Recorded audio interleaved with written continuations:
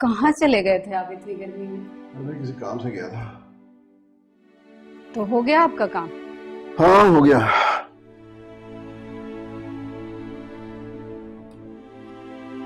मैं पूछ सकती हूँ क्या काम था? अरे भाई वो सफीर की फीस का मसला था ना, अल्लाह का शुक्र है हल हो गया। अच्छा, कहीं से उधार मिल गया क्या? इस जमाने में कौन उधार देता है? तो फिर क्या किया? मैंने एक घर गिरवी रख दिया। क्या? घर गिरवी रख दिया? नईम साहब, क्या किया आपने? एक घर ही तो बचा था, आपने वो भी गिरवी रख दिया। खुदा, वरना मशवरा ही कर लेता है किसी से, और किसी से न सही कम से कम फरीद से ही कर लेते। क्यों कर लेता मशवरा?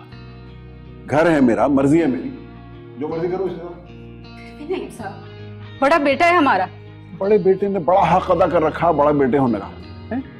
उससे मशवरा कर लेता। बस जो मैं बेहतर समझता था मैंने कर दिया।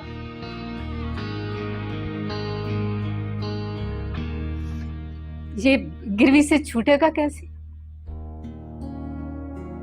अरे भाई सफीर की तालीम मुकम्मल होने वाली है, उसे अच्छी जॉब मिल जाएगी, उसके बाद कुछ ना कुछ कर लेंगे, आहिस्ता आहिस्ता छुड़ा लेंगे इस घर को।